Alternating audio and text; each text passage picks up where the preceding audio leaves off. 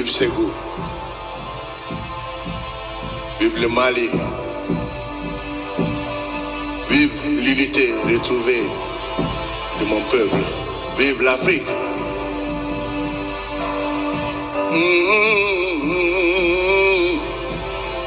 Sur ma gauche, vous avez mon fils et mon père en même temps, Adama Keïta. An lamɛnbaga cɛ ana muso denmisɛn ani mabakɔrɔ aw bɛɛ lajɛlen aw ni ɲankuma bi ye alamisa ye tubabukalo ale tile 14 n'o ye marisi ye sunkalo fana tile 4 ye bi ye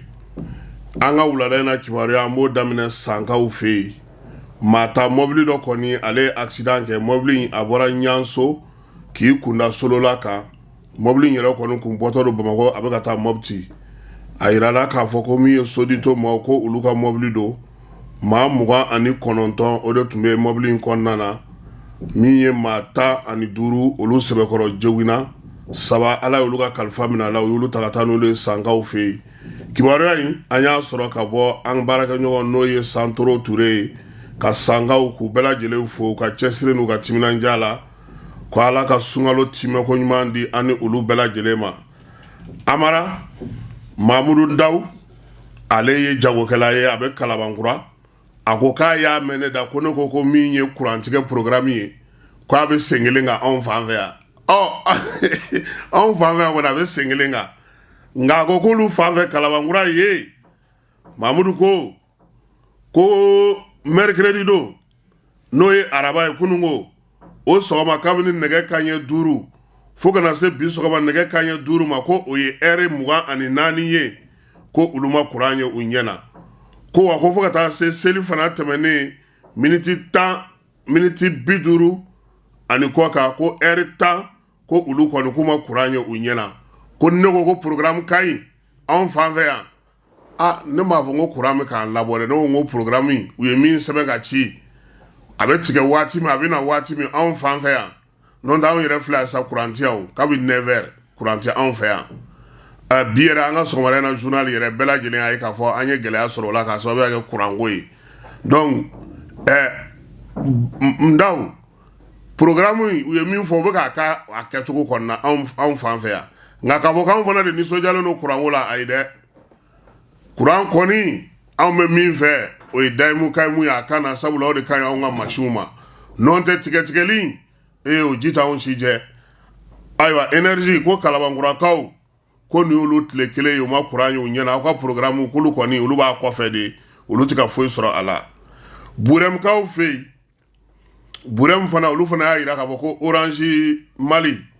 kabini février kalo tile 17 Orange tigɛlen don olu fɛ yen olu tɛ ka ɲɛ sɔrɔ Orange ko la o dun mago b'a la ka se ka nɛgɛjuru ci u somaw n'u limanaw ma yaasa dɛmɛ bɛ se ka don u ma cogo min Menakakaw olu kɔni y'a jira k'a fɔ ko balo feere yɔrɔ fɛn fɛn b'u ka yɔrɔ la ko balo t'a si kɔnɔna na Amara balo kisɛ kelen a tɛ yen olu yɛrɛ bɛ ka welewelemada de kɛ gouvernement bɛ ka taa balo minnu di n'o bɛ ka di maa minnu y'u sigiyɔrɔw bila ko k'a lajɛ dɔ ka bila sugu kɔnɔna na olu bɛ se ka kɛ cogo min na Tɔnbɔkutukaw olu fana ko kurantigɛ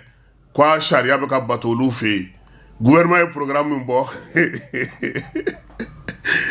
Yaya Tandina ko ale y'an baarakɛ ɲɔgɔn a bɛ baara kɛ ORTM na Tɔnbɔkutu ORTM na a ko kurantigɛ ko heure minnu fɔra a la a bɛ ka labato Tɔnbɔkutu kɔnɔna na Ɲɔnɔnkaw fɛ yen Ɲɔnɔnkaw y'a jira k'a fɔ ko degun caman bɛ olu kan couvre-feu min bilara sen kan Amara k'o tɛ k'a to maa dɔw ka taa fajiri seli nka n'Ala sɔnna a ma min ye Ɲɔnɔnkaw ye an na u sɔrɔ ka ɲɛfɔli k'an ɲɛna nin ko in na min ye nin waati in na ye gɛlɛya min bɛ yen n'o kɛlen don ka couvre-feu sigi sen kan n'o y'a to u tɛ ka se ka taa fajiri sɔrɔ an na tila ka ɲininkali kɛ o la sini ka ɲɛfɔli kɛ o la maaw bɛ se ka o faamuya cogo min Bayangara dugu min bɛ n'u b'a fɔ ma ko Jombolo yen dugu 25 commune Dugonbo kɔnɔna na Bayangara yɛrɛ cercle la ko kunungo min ye maa dɔw ye olu kɔni kun taara k'u bɛ taa bin dugu in kan bingali in senfɛ sa yira k'a fɔ duguladenw y'a yira k'a fɔ ko donso kɔni sera ka wulikajɔ kɛ o wulikajɔ min kɛra dugu in na sa o y'a to bamacɛwale ni ɲɔgɔnwale kɛbaa ninnu kɔni u ma se ka taa nka baganw u tun b'a fɛ ka olu fana salo ka taa n'u y'u bolo u y'olu dɔw ta u y'a yira fana k'a fɔ ko min ye maa dɔw ye ko olu y'a yira k'a fɔ ko u ka sagaw an'u ka baw minnu bɛ bagangɛyɔrɔw la ko olu kɔni k'u taara ni olu ye nka maa kɔni k'a fɔ k'u ka se ka bi dugu kan donso olu sera ka wuli ka jɔ kɛ o ko la Bafula bɛ mara la n'a ka d'an ye an b'a fɔ Kayi ale yɔrɔ bɛɛ lajɛlen na nin waati in na Amo i b'o dɔn ka taa fura san pharmacie la Danɔgɔn na ko min ye Bafula bɛ kɔni ye ko Amo ko k'a jɔrɔ olu fɛ yen mars kalo tile 7 jɛkulu min bɛ yen n'o ye lafasa jɛkulu ye ka ɲɛsin pharmacie ma minnu bɛ Amo kɛ ko olu de bataki kɛ k'a jira k'a fɔ ko nin waati in na ko olu ka pharmacie fɛn fɛn bɛ Kayi mara la ka kɛ ni Bafula bɛ kɔnɔna ye n'o ye Sina Farm ye Kayi ko de ye bataki kɛ k'a jira k'a fɔ ko ka Amo kɔni ko k'a jɔ fɔlɔ u y'a jira k'a fɔ k'u bɛna sɛbɛn kɛrɛnkɛrɛnnen kɛ yaasa baara in a bɛ se ka daminɛ cogo min waleya in kɛkun ye mun ye k'olu ka facture min bɛ yen ni ye Amo yɛrɛ kan k'o sara n'o ye Kanamu ye ko halisa k'o ma sara ko o de la sa u kɔni b'a ɲini u ka bolodi ɲɔgɔnma mun ni Kanamu ni ɲɔgɔn cɛ yaasa u ka se ka sinsin olu ka facture min bɛ yen u ka sara min ye baara tɔw ye o bɛ se ka kɛ cogo min na u ka laɲiniw olu bɛ se ka sɔrɔ cogo min na yaasa min ye maaw ye olu ka se ka fɛnw sɔrɔ Bamanci wale kɛbaa dɔw olu fana taara bin an bɔra dugu min na Bala Masala cɛ dɔgɔkun tɛmɛna an kun bɛ yen dɛ kɔri ninnu t'anw kɔ Amara anw mana bɔ yɔrɔ yɔrɔ u bɛ taa Bala Masala ale bɛ Narena mara la a commune maire tɔgɔ ye Namori Keyita min ye sanu kɔni o bɛ bɔ dugu in na ye anw yɛrɛ taara ye ka taa ɲɛ d'a kan ani Laginɛ de man jan kosɛbɛ sabula n'i bɔra ale la dɔrɔn i bɛ taa Kure Malikaw fɛ yen ko min ye Bamanci wale kɛbaaw ye k'u taara bi yen gendarme dagayɔrɔ kan nɛgɛ kanɲɛ 17 waati min ye maa ninnu kɔni u ma maa si sɔrɔ yen u nana moto 5 de la u kɔni ye gendarme sigiyɔrɔ kɔni k'u ye yen kari nka maa si ni ma to waleya sisan an hakili sigira sinon n'a fɔra anw bɔra yɔrɔ la aw bɛ taa ye o ma ɲi dɛ Amara min ye Bala Masala ye an mana bɔ yen an bɛ segin ka na Nigeriakaw fɛ yen ko nin ye a dɔgɔkun caman de ye maaw kɔni bɛ ka taa ta caw morikalansow kɔnɔ ka tunu ni u ye ko dɔgɔkun tɛmɛnen maa 286 ekɔliden ni ekɔli karamɔgɔ n'u somɔgɔw la u ka jamanaw kɔrɔyan fan fɛ ko Bamanci wale ni wale kɛbaaw taara olu de ta Amara k'u ko fo ka Naira n'o ye Nigéria wari ye ko miliyari 1 a bɛ taa bɛn dolari ale 60 ani kɔ ma 600 ani kɔ ko o de d'u ma dolari wari la ko yaasa u ka se ka maa ninnu labila u y'a jira k'a fɔ ko min ye maa minnu ye n'olu ye minɛli kɛ u ka kuma lase la k'a kɔni y'a fɔ maa minɛlenw ye k'u k'a fɔ somɔgɔw ye u k'a fɔ u ka sigidalamaw ye sigida ɲɛmaaw ye ko yaasa min ye u ka se ka bila kɔni ni Naira miliyari 1 tɛ fiyewu ni maa 286 min minɛlen don Nigéria dun ka bon ma dɛ olu ka généraux man ca n'anw ka population ye 20 millions o Nigéria kelen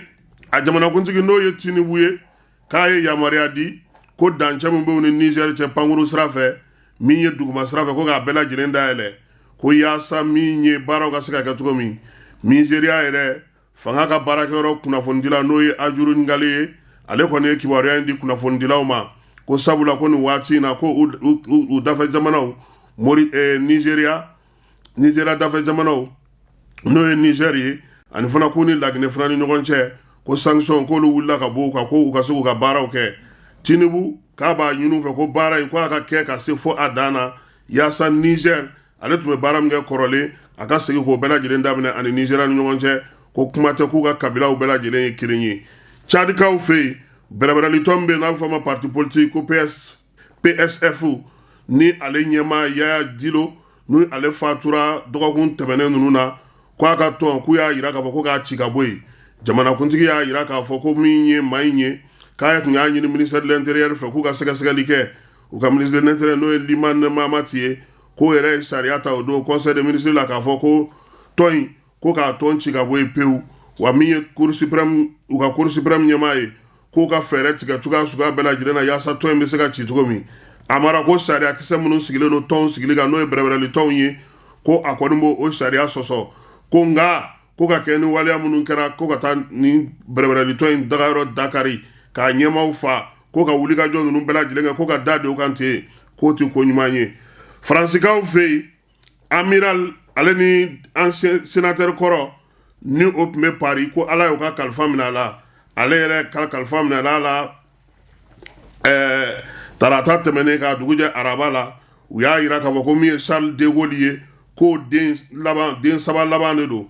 min ye Charles Yvonne de Gaulle ye ale denkɛ n'o ye l'amiral Philippe de Gaulle ye ko ala y'o de ka kalifa minɛ a la k'a si to san 102 la ko fatuli kɔni kɛra u ka maakɔrɔ marayɔrɔ dɔ kɔnɔna na kibaruya in dira u ka jabɔ tele dɔ fɛ n'o ye BFM TV ye ko min ye maa in ye k'a fatura k'a to u ka national des invalides kɔnɔna na ko wa ko n'ala n'a kira sɔnna ma fana a ka janaja ko na da maaw tulo kan a mɔden n'o ye Yvonne de Gaulle ye ko ale de ye kibaruya di bɛɛ lajɛlen ma ko k'a yira k'a fɔ ko min ye Charles de Gaulle ye a denkɛ laban min tun bɛ yen n'o y'a ka lagare ye ko o de ka fatuli kelen filɛ nin ye Haïti kaw fɛ yen Haïti wulikajɔ barika bonyanen don min ye jɛkulu marafatigiw ye n'o ye bandi kɔgɔlenbaw ye olu kɔni ye dugu yɔrɔ caman dakari kasobon tɛ kasobon ye min ye aéroport tɛ aéroport ye baarakɛ yɔrɔ belebelebaw magasinw min ye kasobon dakarilen kasoden maa 500 olu de ye 5 don fiɲɛ na ka dugu fan bɛɛ lajɛlen minɛ ko min ye Haïti kɔnɔna bi polisiw kɔni dɛsɛra couvre-feu o bilara sen kan o ma mago ɲɛ nin waati in na maa minnu filɛ nin n'olu kɔni kɛlen don ka taa tugu Haïti kɔnɔna na kosɛbɛ k'u ka laɲini tun ye min ye k'o de ye kɔni premier ministre k'o ka walan sɛmɛ o yɛrɛ kun ko k'a bɛ don kununko k'o fana ma se ka don ko wa ko nin bɛɛ lajɛlen kalansolen don ɲɔgɔn na ka kɛ ni Haïti yɛrɛ degun min bɛ a kɔnɔna na Amara ko min ye Haïti ye ko fo fɛɛrɛ kɛrɛnkɛrɛnnen ka tigɛ diɲɛ siraden ka ɲɛw ma koyi ko nɔn tɛ ko fanga yɛrɛ de dɛsɛra pewu ko wa ko n'u farati k'a bɛ kolonkolon ka don jamana wɛrɛw olu kɔnɔna na an ye min sɔrɔ wulada in na kunnafoni teliman na n'ala sɔnna a ma su in na débat bɛ yen M5 RFP olu ka jeunesse maa dɔ n'o o ye Ali Traoré ye CODEM président national de la jeunesse CODEM ni o ye Aruna B Gindo ye olu fila na ɲɔgɔn sɔrɔ an ka jagarija kɛnɛ kan yan bi min mana bɔ o la yan'o cɛ fana an na kunnafoni misɛnninw di maaw ma ka bɛɛ lajɛlen fo ka bɛɛ lajɛlen waleɲuman dɔn a k'an bɛn nɛgɛ kanɲɛ 21 n'o ye 20h ye débat politique ale kɛnɛ kan ala ka suntigɛ nɔgɔya ni silamɛ cɛman na musoman bɛɛ lajɛlen ala k'an ka batokɛlenw bɛɛ lajɛlen nɔgɔya sunkalo ale kɔnɔna glace feere la ala ka hakili ɲuman d'u ma u k'a dɔn k'a fɔ ko glace 200 n'i y'a feere maa ma baraji foyi ti y'a la jurumu kɔ i tɛ foyi sɔrɔ a la lafiya la sabula glace yɛrɛ suntigɛ n'i y'a di maa ma Amara a ye bato min sɔrɔ a ye baraji min sɔrɔ i fana b'o ɲɔgɔnna de sɔrɔ nka n'i ye gɛlɛya ta ka ɲɛsin a ma a ko kɔni bɛ ala de bolo an b'a ɲini fana an ka sukaro feerelaw fɛ an ka feerefɛn feerelaw fɛ u ka ala lajɛ u ka kira lajɛ u ka jamana sɛgɛn ni jamana degun lajɛ u ka jamanadenw lajɛ Amara u kana ntɛn sa sɔngɔ sigi finiw feerefɛnw kan yaasa jamanadenw bɛ se ka lafiya cogo min a k'an bɛn nɛgɛ kanɲɛ 21.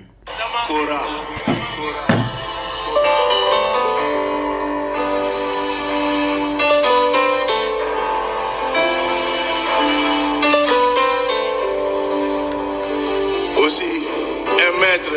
d'une Ngoni, un autre fils, Assaba Dramé.